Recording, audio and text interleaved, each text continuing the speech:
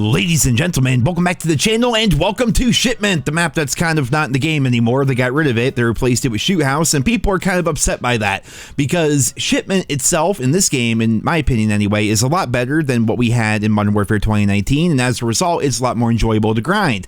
Shoot House is good, like, don't get me wrong, like, I've played Shoot House plenty in this game, and I enjoyed it back in Modern Warfare 2019 as well, but as COD fans, as video game players in general, we're always going to choose the path of least resistance, you know what I mean? When it comes to leveling up your guns and doing most challenges outside of long shots, Shipment's the way to go. It's the fastest way to go, and therefore people want Shipment back. They gave us Shoot House, and I imagine at some point in the future they're going to rotate Shipment back in. Maybe they're going to go with Shoot the Ship. We'll have to wait and see. But that's not the focus of this video here today. The focus of this video is Modern Warfare 2, Warzone 2. What the hell happened? Is the game dying?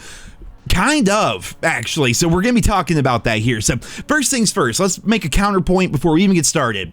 Modern Warfare 2 is the #1 best-selling game of 2022. This information is going to be coming in from NPD Data, which is the NPD group, which I've covered many times here in the channel. It's basically this firm that kind of collects video game information, and they are pretty honest about the information that they give. Like, for example, if it's something involving the Switch, they will actually come out and say, no, they do not have the digital sales. They're only going off the information that they have. But Call of Duty Modern Warfare 2 is the #1 selling game of 2022, followed by Elden Ring, Madden, of course, which Madden's kind of in the same state COD is, where it just sells well every single year, regardless of the quality of the product, Ragnarok, Lego Star Wars, so on and so forth. And if we look at the month of December, Modern Warfare 2 was also still #1, right there with like Pokemon Scarlet and Violet. Again, no digital sales there, but Ragnarok, Madden, FIFA, Sonic Frontiers, and things like that. Kind of like the big mainstay franchises that release games semi-frequently, and of course have the same people buying them every single year for the month of December, come Christmas time, come Black Friday, which of course is in November. But regardless, like, you know what I mean, like that time of year, people buy the stuff that they know. They often get them as gifts and stuff like that. So Call of Duty, once again, best-selling game of the year. And if you guys didn't know this, I'm sure most of you do, but typically COD is in fact the best-selling game every single year, unless Rockstar puts out a banger.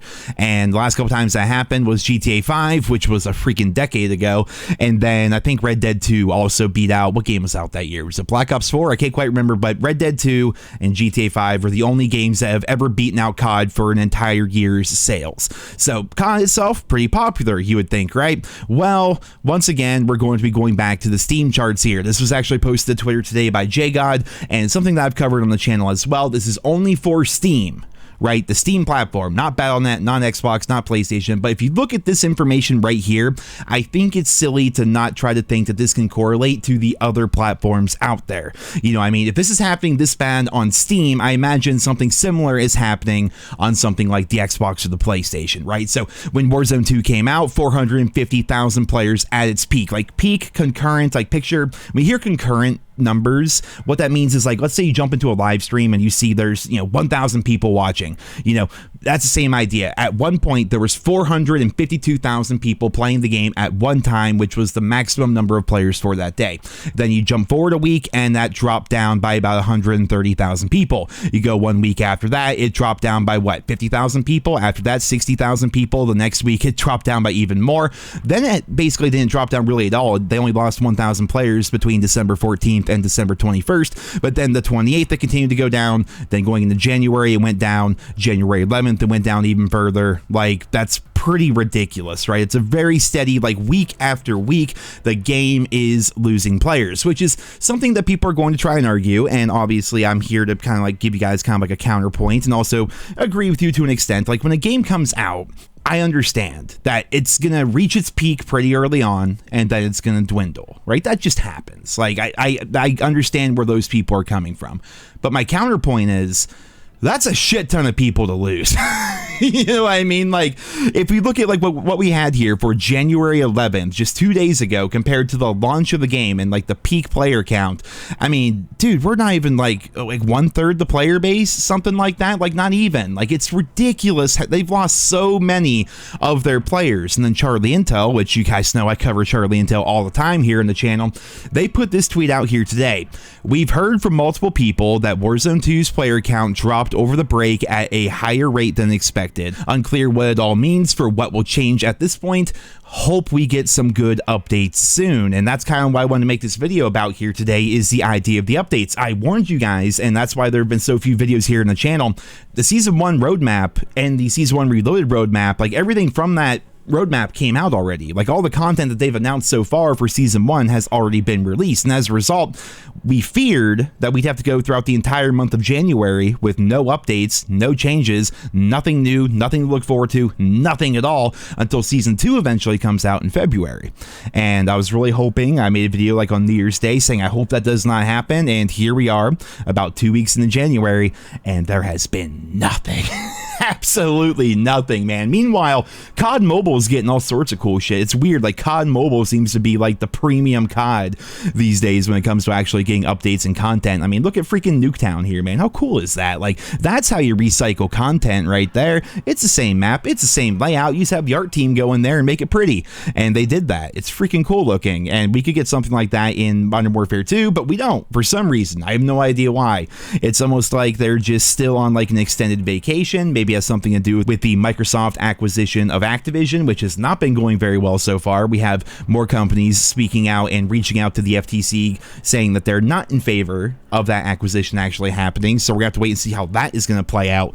But like, what do you talk about, man? Like, what kind of content can you put out as a content creator when there's nothing happening with the game? And more to the point, if you're just a player of the game, you just want to play COD, it's your favorite game, and nothing has changed at all, nothing has been updated, same bugs, same problems, same everything, and the devs themselves are radio silent, like, why would you even bother to want to sign in and play? And I think, going back to what Charlie Intel said, I think that's why they're losing so many players to Warzone 2. If you look at this Steam chart thing that J-God put out, like, we can see why there's like so many players leaving the game. It's like, what's even the point? And I'll be straight up honest with you guys, I have barely touched the game like since the new year. And the biggest thing is not because like, oh, Modern Warfare 2 is not fun, it's a shit game or whatever. Like, I do enjoy Modern Warfare 2, I do, but you guys know I am very much into progression when it comes to the COD franchise.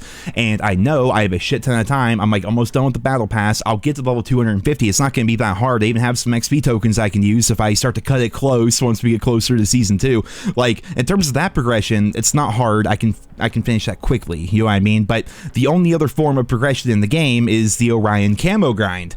And while the camo grind itself is like simple, I don't think it's very difficult to do, especially with shipment. And, you know, something like Shoot House is also good because you can actually get long shots on that map with weapons other than pistols. It's not fun to do, but eventually for platinum, for a lot of different weapons, you're going to have to do long shots, and that's a small, fast-paced map that also has some good long shot lines of sight, so I can see myself doing that. But the big thing is, like, I don't want Orion right now because it sounds so like almost whiny of me, but man, if I have Orion, what's the point of playing anymore, man? Like, just looking forward to like a new season, like, you know, like having that little bit of stuff to like work towards. Like, every time I get on, I open up that little Google Doc there, that Google spreadsheet, wherever you call it, and I do some challenges, and I check things off, and I see that progress, and I get that sense of progression, and I enjoy that. If I didn't have that to look forward to when I signed in and played, and the only thing I had to look forward to is, oh boy, how many kills can I get in this game of team deathmatch, I'm gonna get bored. I'm just straight up. As somebody that's been playing the franchise for as long as I have, and I'm sure many of you are in the same boat,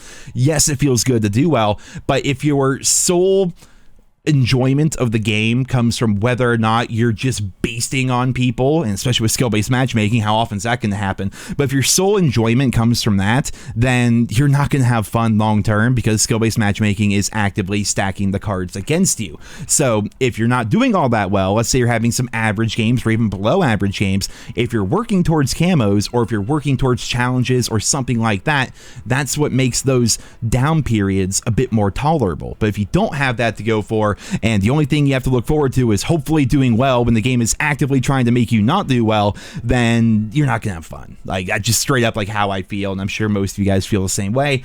But that's what I want to make this video about here today, just kind of I guess pointing out the obvious, that yeah, there hasn't been a single update, no new content, no new anything. Like, I don't know if they're still on Christmas vacation or what's going on, or maybe they're hard at work on Season 2, and maybe Season 2 is going to be an absolute hit, who knows.